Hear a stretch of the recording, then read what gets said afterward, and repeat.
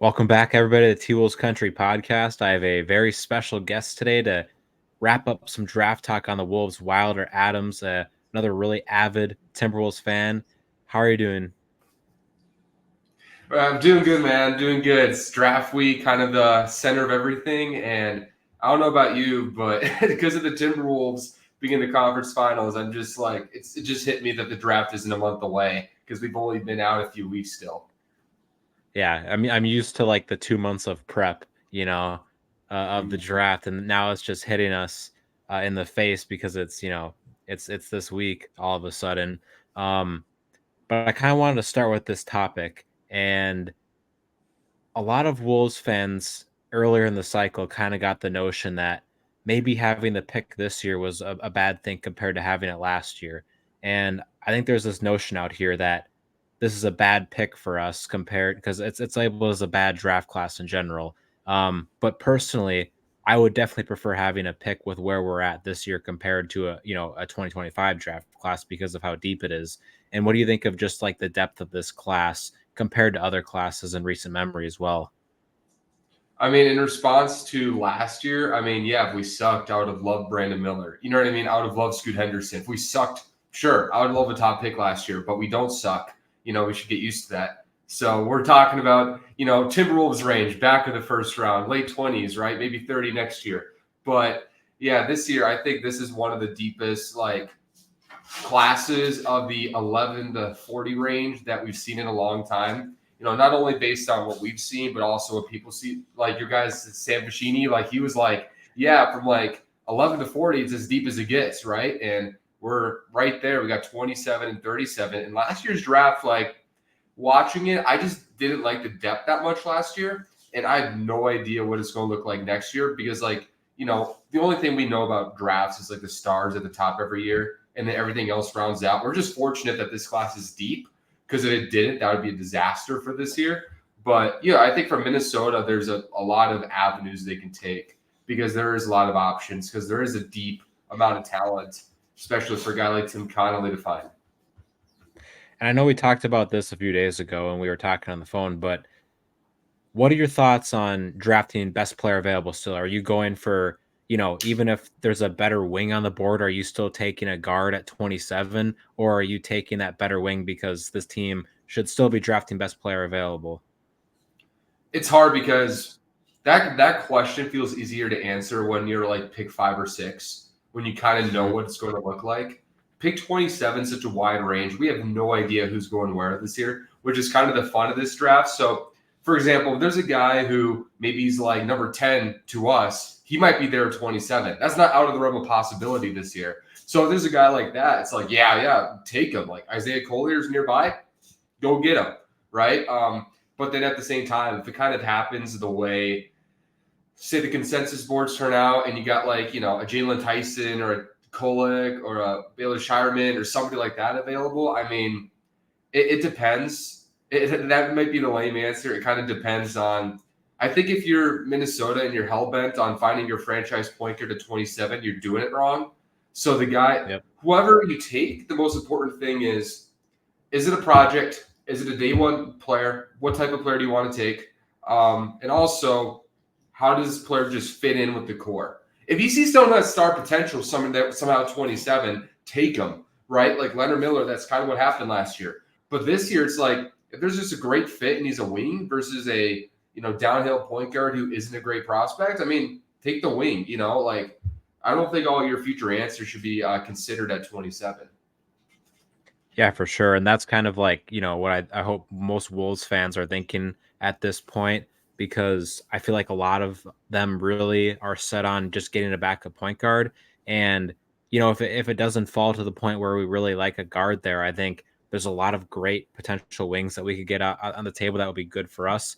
And Mm-hmm. transitioning to that, we're going to go into the first mock draft here, where obviously the board's a little weird here. Like you can see a lot of players that we would have higher, lower here. But you got, the top notable names here are guys like Dunn, Tyson, Klitman, Shannon Jr., Dadier, Shireman, Mitchell. If you go to the point guards tab, we're gonna have Mitchell and Simpson as the two guards available that I think the Wolves would really consider. Um, Yeah. but who are some of the names that kind of jump out to you as like the main considerable picks for the Wolves that we can kind of talk about a little bit? First of all, not to make a big deal out of it, but I was low key thinking my dog was puking that moment, so I low key zoned out for like 3 seconds.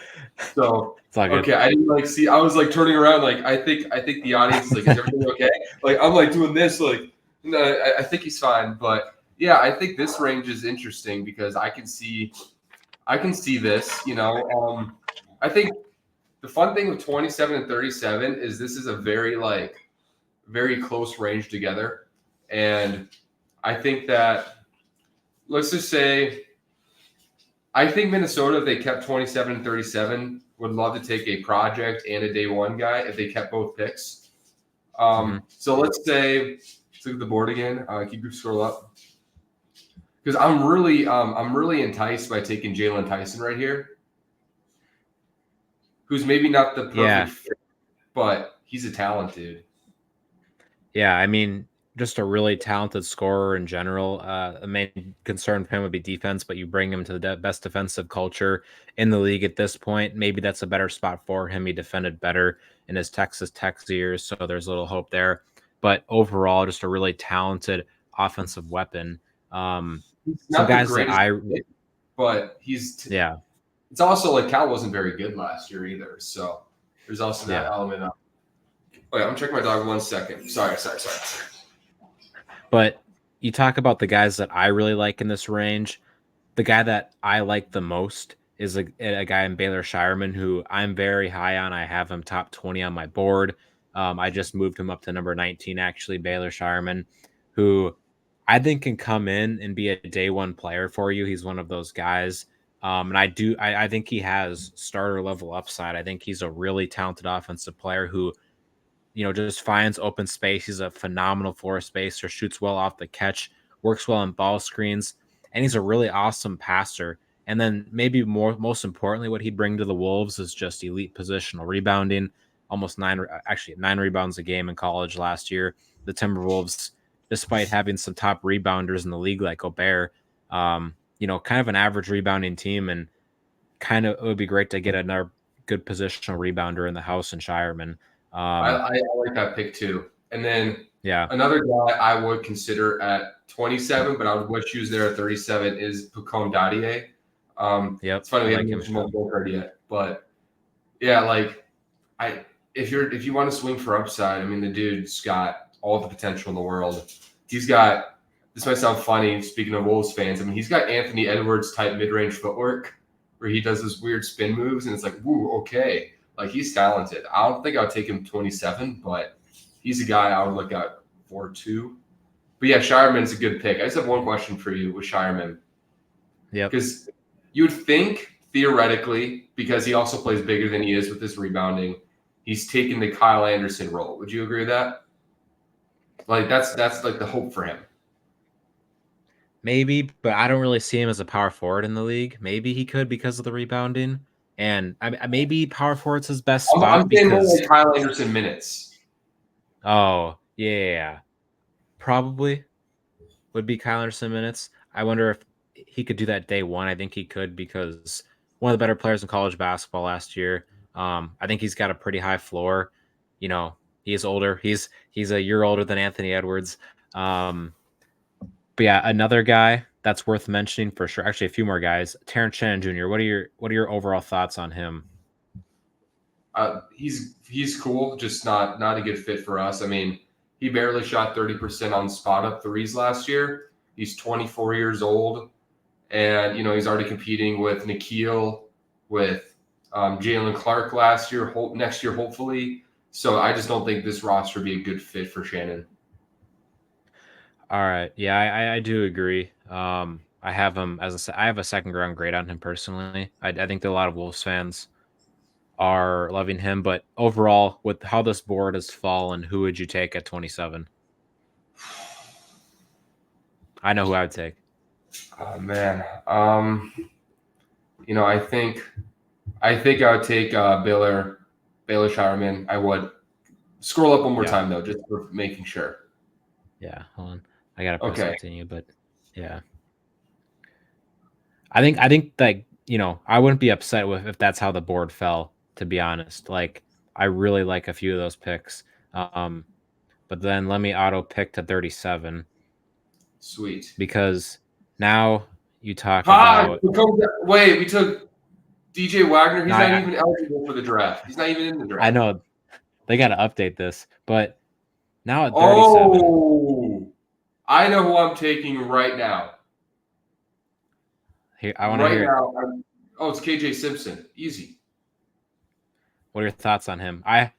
You definitely better talk about him than me. I haven't fully scouted him yet. I mean, he's a he's sort of like a diet Mike Conley in a way. He's small, but he's a really dynamic scorer. He's got touch. He's a really, really, really good shooter. He's only 20 years old. He'll be 21 his rookie year. And he's one of those. He can set the table. He can really shoot.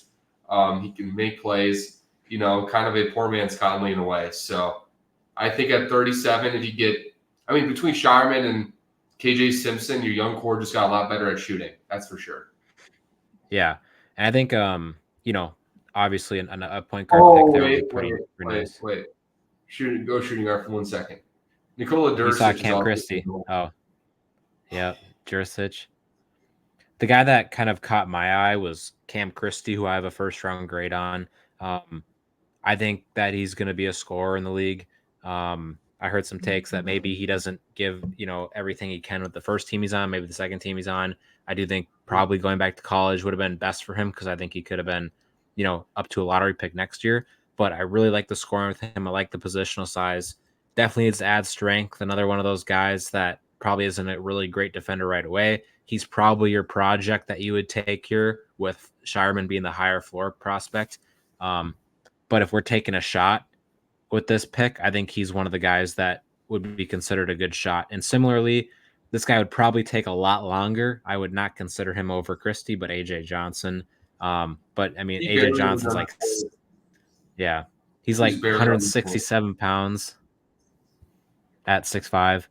But yeah, you like Jurisic too? Yeah, here's a fun fact. After Nikola Jovic got hurt, he was averaging over 18 points a game the rest of the year for Mega Basket. So Yeah. he's one of those guys. He's got good size. I mean, I wish he was bigger. Like I don't. It's so hard to watch like Serbian basketball because it's probably the second maybe biggest league in the world just in terms of pure size. So he looks smaller on the court than he would on an NBA court, but then he also looks thin. So there's some things there, but I mean he's a tough shot maker, man, and he's got good feel, and he can wham it on you. He even compared himself to a less athletic Anthony Edwards, so I Yep, thought that was I pretty saw funny. that. And he was playing. He played Um, good in the draft combine. I think he's the highest. He's my number one prospect available right now. He's a top 20 pick to me. the KJ last Simpson. guy I want to talk, yeah, the last guy I want to talk about here, our point guard. I don't remember what your thoughts were on Jamal Shed. I have a really high second round grade on him.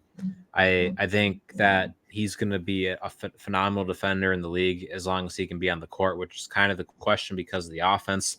But I do Mm-hmm. really like his ability to pressure the rim, and I think he can be a good passer. I really think he's going to be a backup guard in the league, but I don't think the ceiling's very high with him because he doesn't shoot it, and he's really small in general. He's not like a plus passer. He's more like a B level passer. But I think he can be an eighth or ninth man. But what are your Yeah. thoughts on Shed? I like Shed. I think I have him low 40s. I think he was 41 on my board to finish it off. So if they took him, I wouldn't be like frustrated. He's definitely one of those guys where he would be a vibe in the locker room. Everybody would love his intensity. Oh yeah, His on-ball defense is ridiculous. I mean, he's probably the best on-ball defender, for height ratio in the draft. You know what I mean? For oh inch yeah. for inch, he's probably the best on-ball defender in the draft. And he's got a lot of things going for him, but I'm just skeptical in the offense, and just because of that, I think there's better prospects available. He wouldn't be my pick, but he would be fun.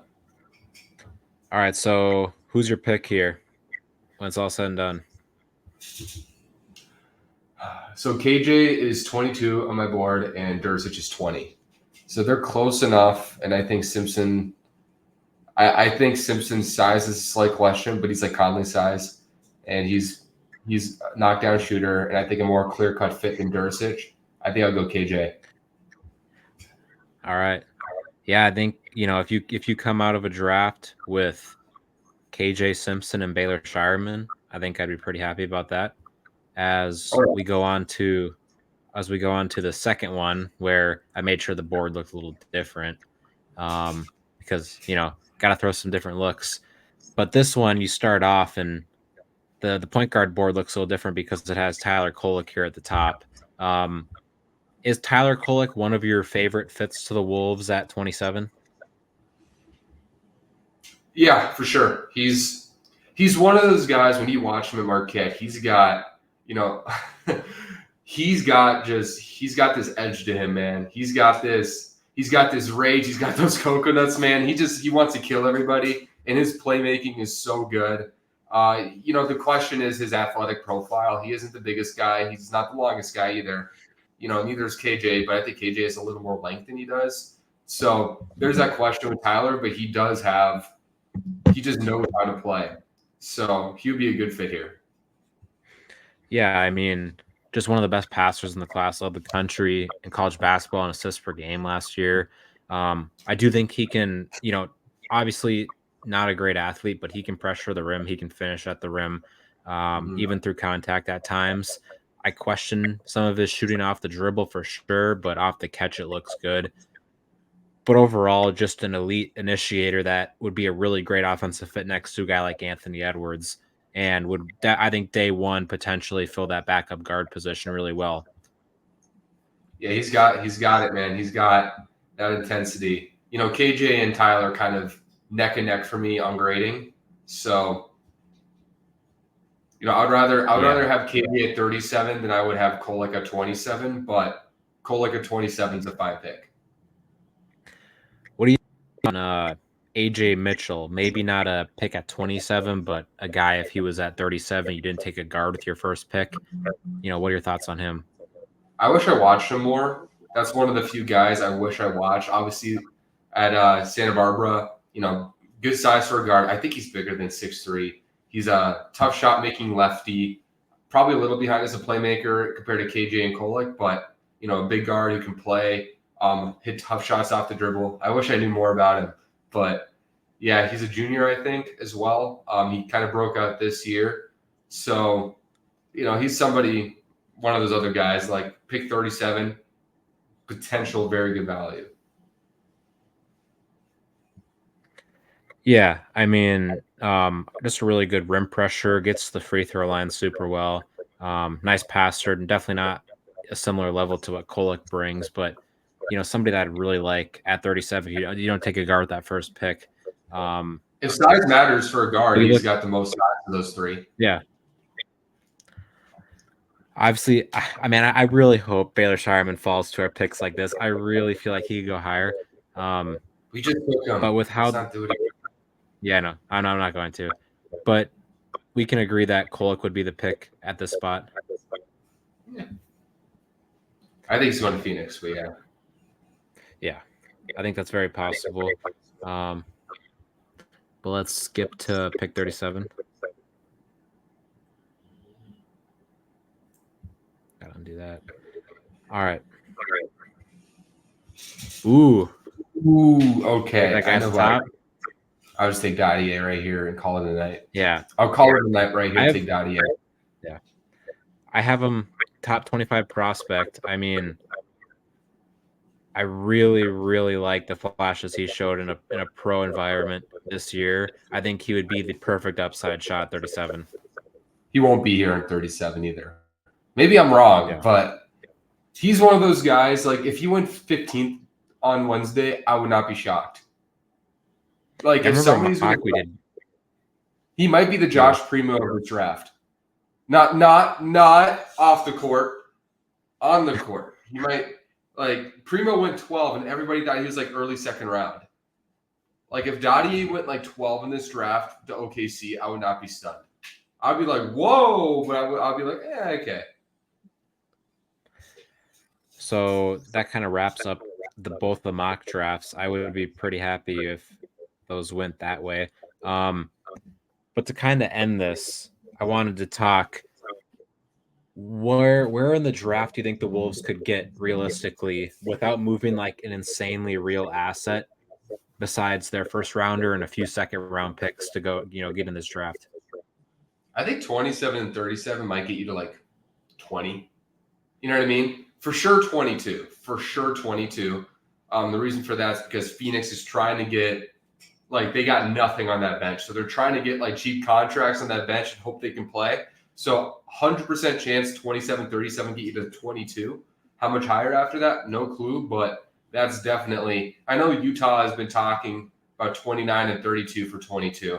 So 27, 37, like not far off in that value, I would guess, on the value scale. So, probably 22. And then can that get you to 20? Maybe, let's say a guy like Collier falls. That's a popular one. That would be the guy I would love to get on this team.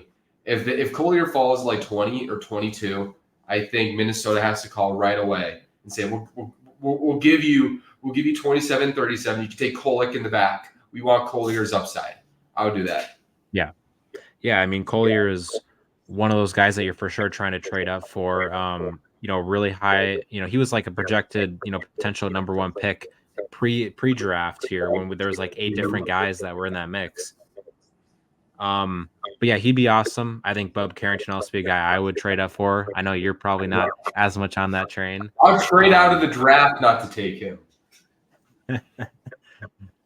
I'm a huge Bub Carrington fan.